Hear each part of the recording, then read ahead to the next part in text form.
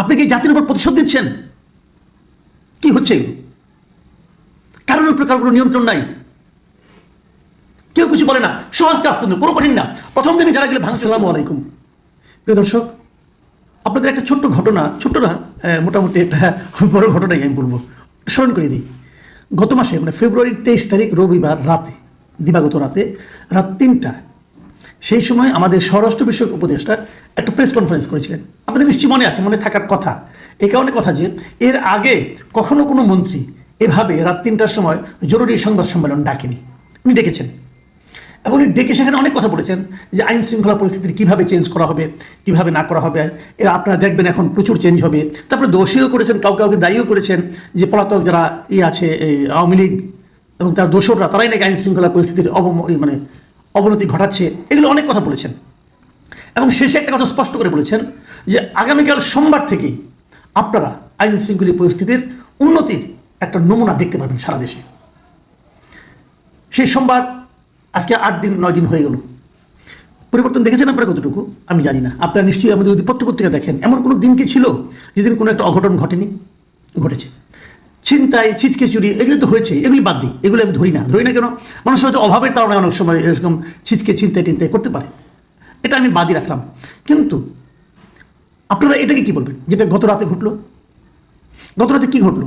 গুলশানের একটা বাড়িতে, শাহাবুদ্দিন পার্ক, গুলশানের শাহাবুদ্দিন আহমেদ পার্ক আছে, সেই পার্কের পাশের একটা বাড়িতে এইচটি ইমামের ছেলে সাবেক সংসদ সদস্য তানভীর ইমাম থাকেন, এই ধরনের একটা গুজব ছড়ানো হয়েছে এবং ছড়িয়ে বলা হয়েছে সেই বাসায় অনেক আওয়ামী লীগের অনেক বড় বড় বড় বড় যাদের বিরুদ্ধে গ্রেপ্তারি পরোয়ানা আছে, তারা সেখানে লুকিয়ে আছেন। বলা হয়েছে সেখানে প্রচুর অস্ত্র আছে, বলা হয়েছে 200-300 কোটি টাকা সেখানে লুকিয়ে রাখা হয়েছে। এগুলো বলে প্রায় 100 লোক ওই বাড়িতে ঢুকে পড়ে দরজা ভেঙে, কেয়ারটেকার মানা করেছে, কেয়ারটেকার বারবার বলেছে যে এই বাড়িতে এইচটি ইমামের ছেলে থাকেন না, উনি বারবার বলেছেন। কার কথা কে শুনি? ভেঙে ঢুকে তারা ওইখানে তছনছ করেছে পুরো বাড়ি, আলমারি খুলেছে, ওয়ার্ড্রপ খুলেছে, এটা খুলেছে, সব তছনছ অবস্থা একটা।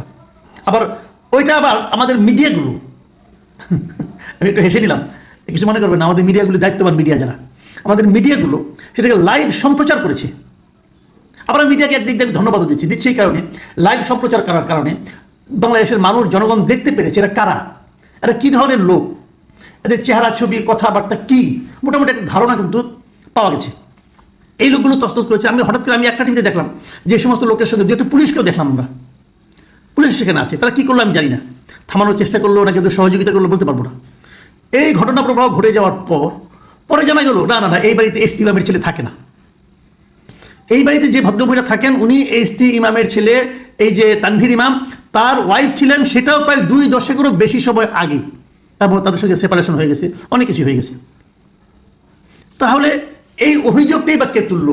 আর এই অভিযোগ উস্কানিতে পা দিয়ে এত লোকই বা সেখানে কেন গেল? তারপর রাতে গভীর রাতে, আরও গভীর রাতে ওখানে আর্মি গিয়েছে, যে শেষ পর্যন্ত তারা ওখান থেকে 3 জন লোককে গ্রেপ্তার করেছে এবং গ্রেপ্তার করে বলছে যে এই 3 জনের মধ্যে একজন নাকি আগে এই বাড়ির কেয়ারটেকার ছিল, অন্য 2 জন বা বাবা পুত্র এবং পিতা পুত্র আছে, এরা নাকি এগুলো উৎসাহী এরা মূলত দিয়েছে। কেন দিয়েছে কি সমস্ত, এটা পরে হয়তো উদ্ধার হবে। তো এখন এই ঘটনাগুলি ঘটে গেলো। এখন আমার কথাটা কি থাকে, আমি কিন্তু এগুলো, এই ঘটনা, এটা তো খারাপ ঘটনা, অবশ্যই পুলিশ তারই করবে, পেছনে কারণ উদ্ঘাটন করবে, সবই করবে। কিন্তু আপনারা একটা কথা বলেন, যাদের বাড়িতে ঘটনাটা ঘটলো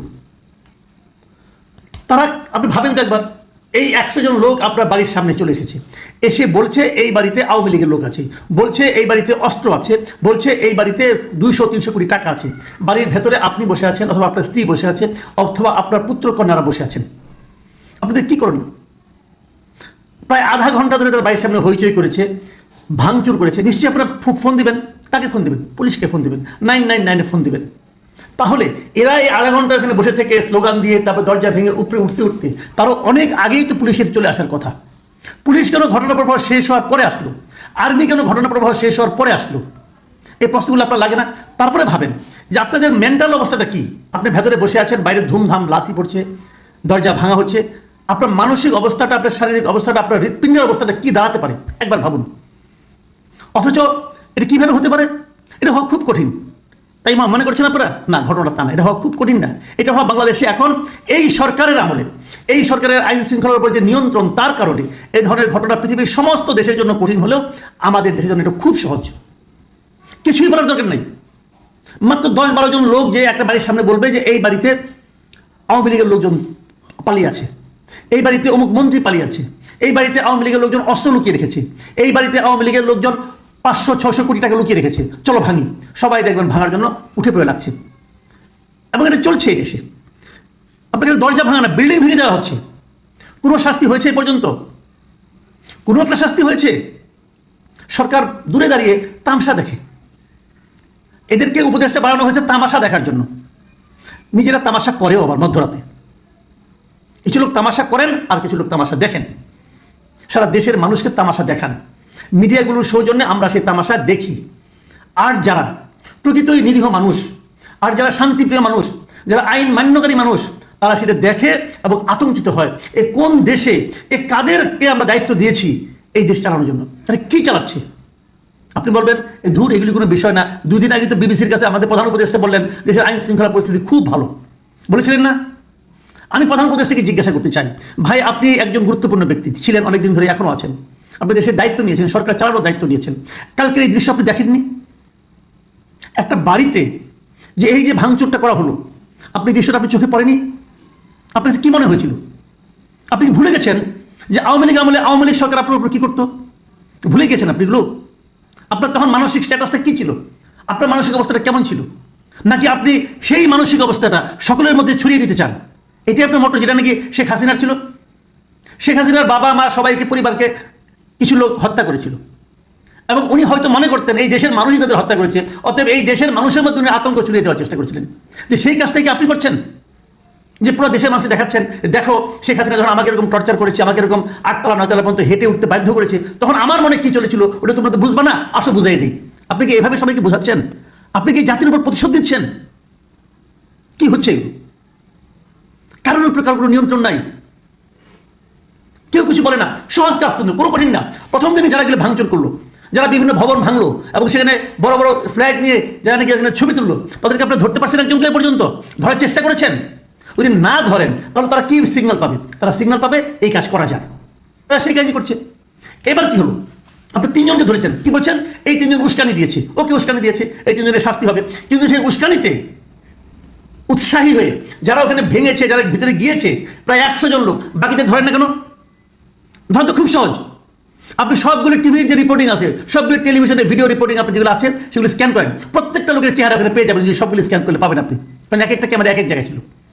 ওই ক্যামেরা দেখানো প্রত্যেকটা লোকের স্টিল ছবি করেন, ওই মিডিয়াতে জানায় যান এই লোকগুলিকে আমরা গ্রেপ্তার করতে চাই। সবগুলো লোককে ধরেন, ধরে দৃষ্টান্তমূলক শাস্তি দেন। আমি ধরে নিলাম ওটা তানভীর ইমামের বাসা ছিল, হাইপোথেটিক্যাল ধরেন ওটা তানভীর ইমামের বাসায় ছিল, ওখানে 200-300 কোটি টাকাও ছিল। তারপরেও একজন পাবলিকের জন্য ওখানে ঢোকাটাকে আইনসম্মত?